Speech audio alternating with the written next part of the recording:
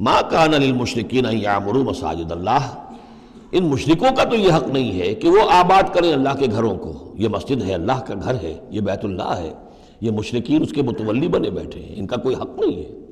یہ توحید کا مرکز ہے بیت اللہ. ما کان للمشرکین، نہیں ان کا یہ حق، ان یعمروا مساجد اللہ، یہ متولی بنے بیٹھے ہوئے ہیں اس کے، شاہدین علی انفسہم بالکفر، اپنے اوپر کفر کی گواہی دیتے ہوئے، یعنی اعلانیہ کافر ہیں، مشرک ہیں، اور پھر اس بیت اللہ کے متولی بنے ہوئے. اولئک حبطت اعمالہم، ان کے سارے اعمال حبط ہو گئے. یعنی حاجیوں کی خدمت کر دی، پانی پلا دیا، یہ کر دیا، وہ کر دیا، ان کی کوئی حیثیت اللہ کی نگاہ میں نہیں ہے. ان کے جو شرک ہے اور کفر ہے اس نے ان کے تمام اعمال حبط کر دیے. وفی النار ہم خالدون، اور آگ ہی میں وہ رہیں گے ہمیشہ ہمیشہ. انما یعمر مساجد اللہ من آمن باللہ والیوم الآخر، مسجدیں اللہ کی مسجدوں کو آباد کرنا تو ان کا حق ہے جو ایمان لائے اللہ پر اور یوم آخر پر، واقام الصلاۃ، اور نماز قائم کریں، وآت الزکوٰۃ، اور زکوٰۃ ادا کریں، ولم یخش الا اللہ، اور نہ ڈرے کسی سے سوائے اللہ کی. فعسیٰ اولئک ان یکونوا من المہتدین، تو ایسے لوگ ہیں کہ جن کے بارے میں توقع ہے کہ وہ راہ یاب ہوں گے اور منزل مراد تک پہنچ جائیں گے. اجعلتم سقایۃ الحاج وعمارۃ المسجد الحرام کمن آمن باللہ والیوم الآخر، کیا تم نے حاجیوں کو پانی پلانا اور مسجد حرام کو آباد رکھنا اس کو برابر کر دیا ہے اس کے کہ جو شخص ایمان لایا اللہ پر اور یوم آخر پر، وجاہد فی سبیل اللہ، اللہ کی راہ میں جہاد کرے. یہ مشرکین مکہ، مشرکین قریش جو کیا کرتے ہیں، ان کا یہی کریڈٹ ان کا کیا ہے کہ جو ہے بیت اللہ کو آباد رکھا ہوا ہے، حاجی آ رہے ہیں تو ان کی خدمت کر رہے ہیں، انہیں دودھ پانی پلا رہے ہیں، تو بس یہ تو کیا یہ چیزیں برابر ہو گئی ان کے کہ جو ایمان لائے اللہ پر اور یوم آخر پر اور جنہوں نے جہاد کیا اللہ کی راہ میں؟ لا یستوون عند اللہ، یہ دونوں برابر نہیں اللہ کے نزدیک. واللہ لا یہدی القوم الظالمین، اور اللہ ایسے ظالموں کو ہدایت نہیں دیتا. الذین آمنوا وہاجروا وجاہدوا فی سبیل اللہ باموالہم وانفسہم، وہ لوگ جو ایمان لائے، جنہوں نے ہجرت کی، پھر جہاد کیا اللہ کی راہ میں اپنے مالوں سے اور اپنی جانوں سے. اعظم درجۃ عند اللہ، ان کا بہت بلند و بالا اور بہت عظیم رتبہ ہے اللہ کے نزدیک. واولئک هم الفائزون، اور حقیقت میں وہی ہیں کامیاب ہونے والے. یبشرہم ربہم برحمت منہ ورضوان، انہیں بشارت دیتا ہے ان کا رب اپنی رحمت، خاص اپنے خزانہ فضل سے رحمت کی، ورضوان، اور رضامندی کی، وجنات لہم فیہا نعیم مقیم، اور ان باغات کی کہ جن کے اندر بہت ہمیشہ رہنے والی نعمتیں ہوں گی. خالدین فیہا ابدا، جن میں وہ رہیں گے ہمیشہ ہمیش. ان اللہ عندہ اجر عظیم، یقیناً اللہ تعالیٰ ہی کے پاس بہت بڑا اجر ہے. یا ایھا الذین آمنوا لا تتخذوا آباءکم واخوانکم، اب چونکہ کچھ مسلمانوں کو جیسا کہ میں نے عرض کیا یہ ہوگا کہ آخر وہ ہمارے باپ ہیں، وہاں پہ بھائی ہیں، اب یہ جنگ ہوگی،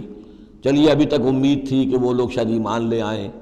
تو ہمارے ساتھ ہو جائیں، ابھی تک وہ ایمان نہیں لائے ہیں، اب اگر ادھر سے چڑھائی ہوگی ہمیں جانا پڑے گا، اپنے ہاتھوں جو ہے وہ اپنے رشتہ داروں کو، اپنے بھائی بندوں کو قتل کرنا پڑے گا. یہ چیز جو رکاوٹ بن رہی تھی، تو ذرا اب اس کے اوپر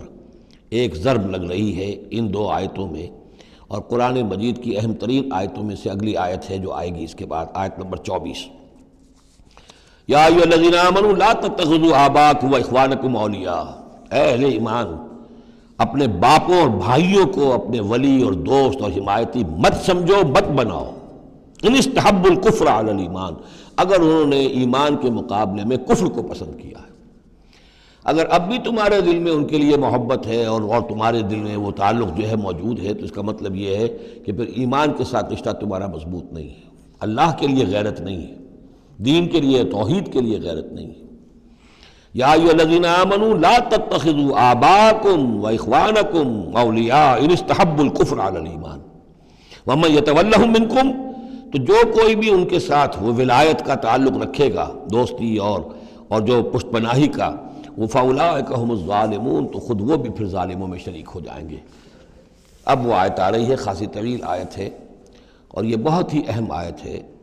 قل، اے نبی ان سے کہہ دیجئے، ان کان آباؤکم وابناؤکم واخوانکم وازواجکم وعشیرتکم واموال اقترفتموها وتجارۃ تخشون کسادها ومساکن ترضونها احب الیکم من اللہ ورسولہ وجہاد فی سبیلہ فتربصوا حتی یاتی اللہ بامرہ واللہ لا یہدی القوم الفاسقین. اے نبی ان سے کہہ دیجئے اگر ہو تمہیں تمہارے باپ اور تمہارے بیٹے اور تمہارے بھائی اور تمہاری بیویاں یا بیویوں کے لیے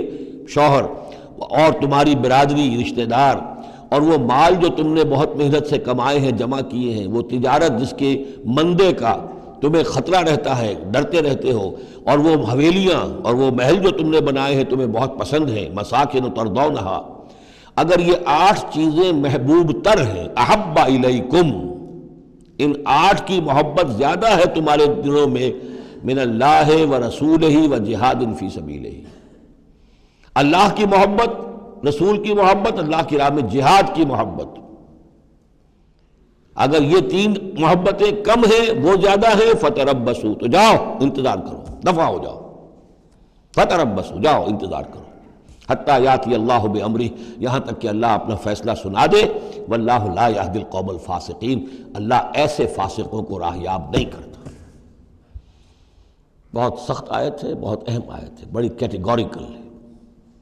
ہر شخص اپنے باطن میں ایک ترازو نصب کرے، اپنے باطن میں، کسی اور کو نہ ناپیے تولیے، یہ اپنے آپ کو تولیے۔ بل الانسان علی نفسہ بصیرہ، انسان اپنے آپ سے خوب واقف ہے۔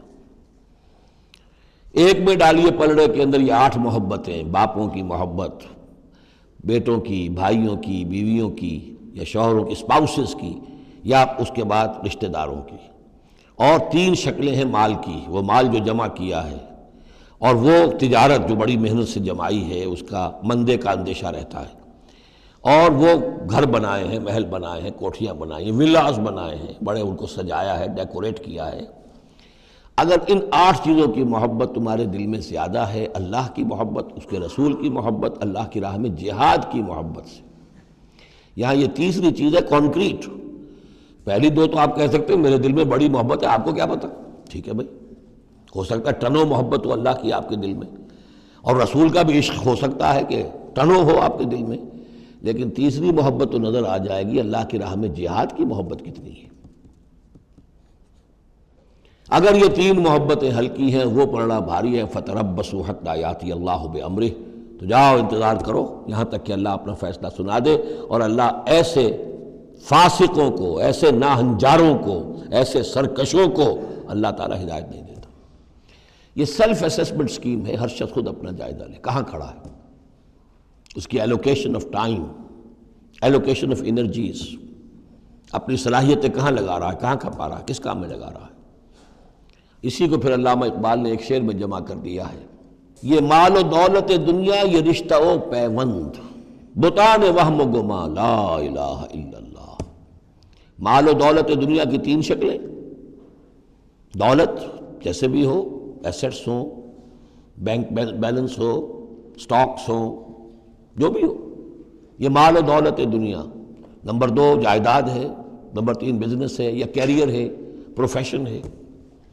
اور رشتہ و پیوند جو سب سے قریبی ہو سکتے ہیں، باپ، بیٹا، بھائی اور اسپاؤس، اور جو بھی اور رشتہ دار ہیں۔ یہ مال و دولت دنیا، یہ رشتہ و پیوند، بتان وہم و گما، یہ صرف بت ہیں، ہمارے اپنے وہم کے، توہم کے، ان کی کوئی حقیقت نہیں ہے۔ بتان وہم و گما، لا الہ الا اللہ۔ اگر لا الہ الا اللہ کی شمشیر سے ان بتوں کو آپ توڑ نہیں دیں گے، اور جب تک ٹھیک ہے، حق ہے ان کا، بیوی کا حق ہے، اولاد کا حق ہے، ان لنفسک علیک حقا، لیکن وہ تابع رہے، ان 3 چیزوں کے تابع رہے، تب تک ٹھیک ہے۔ اور اگر ان 3 چیزوں سے وہ اوپر چلا گیا، کوئی بھی، ایک بھی، تو بس وہ توحید ختم ہے، اب وہ شرک ہے۔